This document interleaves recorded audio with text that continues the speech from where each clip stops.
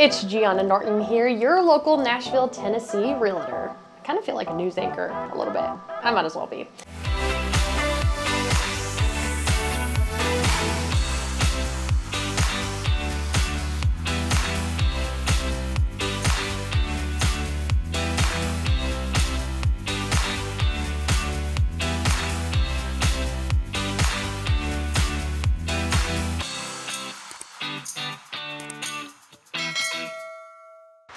Anyway, we're going to talk more about living in Nashville. We're going to be hitting up the music scene just a little.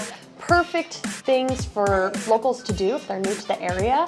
Want to check it out, make some friends, and see some of the live music that Nashville's known for. Now, of course, I'm wearing my band t-shirt. Got a little bit of Journey going on. You'll find that band t-shirts are pretty popular out here. And, you know, everybody's going to be like, do you even know who's on your shirt? And of course I do. It's Journey.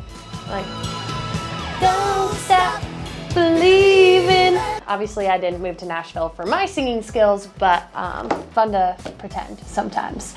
Nonetheless, we're going to talk about some of the popular music venues here, music events going on, and must check out destinations in Nashville if you're a music junkie. And I assume if you move here, you're probably a country music fan, so let's get into it. We're going to be talking about today 4 big music events that come up. One is going to be Cma Fest, Whiskey Jam, the Ryman Auditorium, and the Grand Ole Opry. So since it's coming up so soon, let's kick it off with the Cma Fest. The Cma Fest is known as the ultimate country music fan experience. Founded as Fan Fest in 1972, this music festival was designed to connect fans with their favorite artists. And we've certainly come a long way since the first Fan Fest, which later turned into Cma Fest. It started off with 5,000 attendees, and now you will find tens of thousands of fans flying in from all over the world to attend this festival. One of the best parts is that a portion of the proceeds from your Cma Fest ticket is actually donated to the CMA Foundation, and this has been done since 2006. And basically what that does is it provides a quality music education for kids K through 12. Of course, Music City has to keep that live music live and well, so what better way than to teach the local kids and make sure they're getting a good music education. So to justify how expensive that ticket is, it's always good to know that a portion of that goes to charity. This is a 4-day, 4-night, jam-packed music festival with over 6 daytime stages and 2 nighttime stages with some big names from the industry. If you check out cmafest.com/history, you're gonna see a ton of photos of a young Billy Ray Cyrus performing there in the 90s. From the era of 2010 to 2019, you'll catch Taylor Swift. You truly don't know who's gonna be popping up on that stage, guest performances, and of course they'll be releasing the lineup with many more legendary artists. Some really fun and unique vendors are actually going to be at this event. This year is going to be featuring the ABC Bachelor/Bachelorette. Abby, will you accept this rose? I can't, I'm sorry.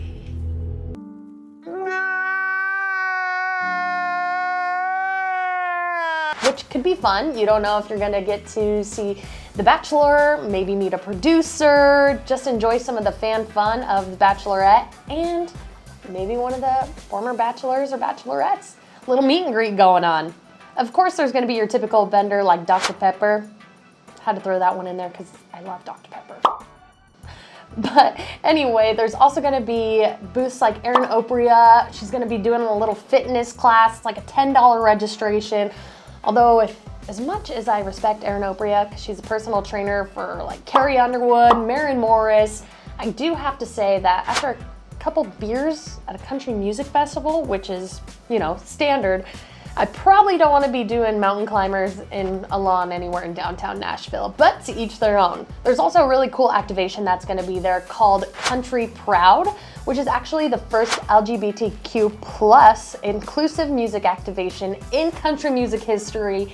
And, you know, of course, country music has battled some stereotypes in the past, and women had a power struggle in country music for a little bit. So as time goes on, pretty cool to see that country music has become much more inclusive, not only empowering the women in the industry, but also empowering the LGBTQ plus community. The 50th CMA Fest is coming up in June 2023, and you have got to be there. If you're new to Nashville, no better way to really get involved in the country music scene than to be at the CMA Fest. Now, tickets for that can be a little pricey and varies from GA to VIP to, I don't know, your typical bystander. I know there are ways to actually get into the CMA Fest for free if you work for some of the promotion companies around Nashville. Obviously, you're not paid to go, but you'll be filmed as part of the audience.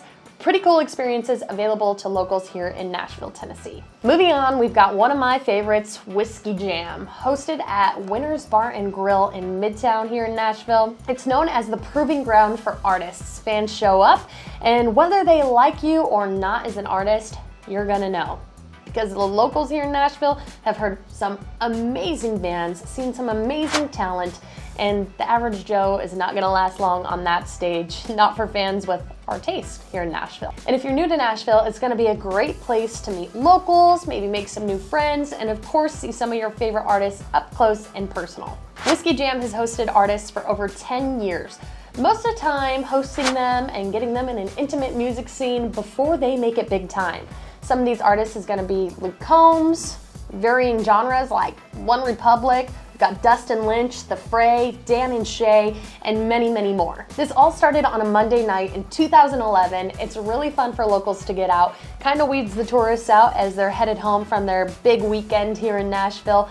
And you just never know who's going to pop in at Whiskey Jam to support their friends, big time songwriters, and like I said, you just never know who you're gonna run into because there's some pretty cool people that I've met at Whiskey Jam. A little more about Whiskey Jam and their credibility, the incredible artists they've seen come through there.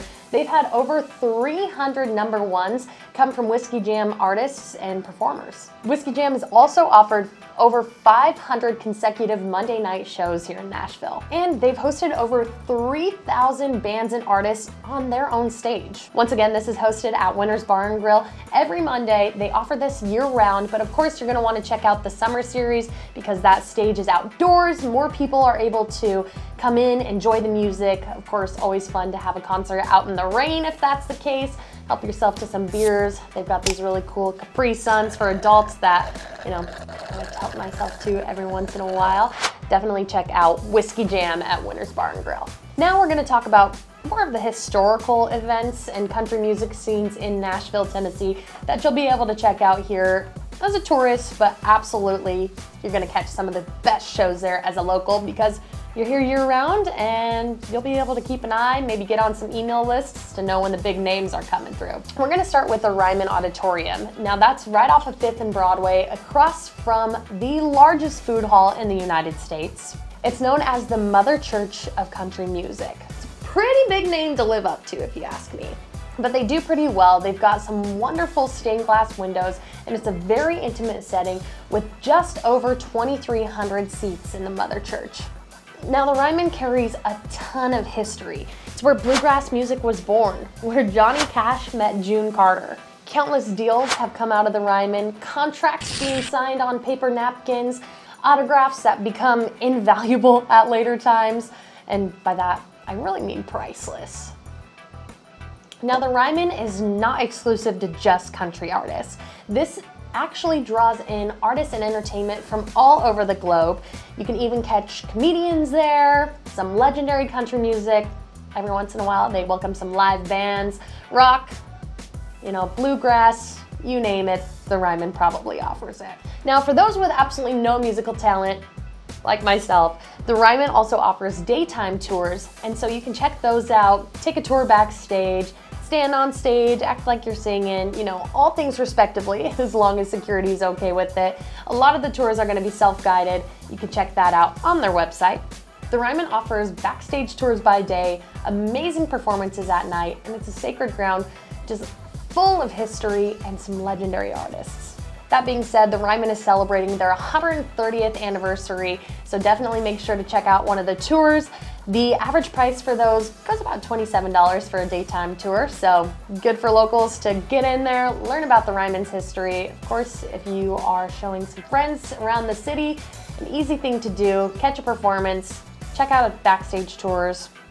And an easy transition into our next topic is going to be the Opry, okay? So the Opry and Ryman at one point were actually connected, and the Opry ended up leaving the Ryman in 1974 to go to its custom-built home over at the Gaylord Resorts. Now, as I dive into the Opry, I will have to tell you that the Gaylord Resorts is absolutely beautiful. They've got a water park in there. It's right across the street from the mall. We will do another episode later on focusing on all the amenities that the Gaylord offers, including Opryland, the water park, and more. But for now, let's focus on the music. So as I said, Opryland moved into its brand new custom home in 1974. But in 2010, the Opry faced a huge flood. But when it was rebuilt later that fall, they took a little bit of history with them. Now, believe it or not, after all the flooding, all the water damage, they had to discard almost the entire stage. But they had just enough wood left to make a 6-foot circle in the center of the stage, known as the Circle. And that circle is where many legendary artists have stood, sang, met some of their claims to fame. Now, one of the cool things about the Opry is it's very involved with radio. You can actually tune in to 2-hour radio programming on 650 AM WSM. They've got some awesome voice talent, and of course, you want to hear all the music happening live at the Opry, and it's a good place to do it. I've personally taken my family to the Opry, and it's great fun for all ages. My brother at the time was only 16, my sister's 20. My mom was there with me, so the bar scene wasn't really an option for us, but she was checking out some of the artists. Billy Ray Cyrus was the main deal for the night, and it was really fun. They actually live streamed that performance, although I was pretty disappointed there was no Miley Cyrus spotting. I know her brother lives out here too, so I thought just maybe we'd get lucky and get a guest performance, but no such luck that day. Now, my family really enjoyed getting to the Opry early. There's some big guitars out there, and I mean like huge guitars, okay? Like over 20 feet tall. Your family can gather around those guitars. There's employees there to take free pictures for you. It's a lot of fun. The flower gardens are gorgeous, a great little walkway. I guess even if you're not going to the Opry that night, it's definitely fun to check out. Enjoy the guitars, the scenery, and so much more. While the Opry is for everyone, like comedians and artists alike, it takes another level of talent and skill to become a member of the Grand Ole Opry. Now, this membership is an elite status, only because it's selected by the management of the Opry. Now, these are people who've been trusted with the Opry's history, reputation, and legacy. So when they're looking at people to ask to become a member, so specifically you have to be invited to become a member of the Grand Ole Opry, they are looking for their talent, how they do in radio programming, if they've got a good reputation with touring and they've got local recognition within the industry. When management is determining these artists, they look at things like success in country radio, record sales, touring, and industry recognition. The list of members is actually very short. You can check it out on their website, but some of the names it includes is like the legendary Garth Brooks, his wife Trisha Yearwood, Carrie Underwood, Dolly Parton, and even the Rascal Flatts. Depending on the talent that night, obviously ticket prices are going to vary, but you can do a backstage tour of the Opry for an average of about $40. I certainly hope you check out some of these amazing music events here in Nashville, Tennessee, and don't feel like you're pressured to do it all at once. As a local, checking these places out, Whiskey Jam, Cma Fest, it's a great way to make some new friends in the area, find people with similar interests, and obviously ones that like the same music as you. Who doesn't want that when it comes to friends? And if you're looking for places to live in Nashville, whether you want to live in the heart, downtown, condos near the Ryman Auditorium, live in the neighborhood next to the Opry, you name it, I'll find the right place for you. And I will see you on our next episode.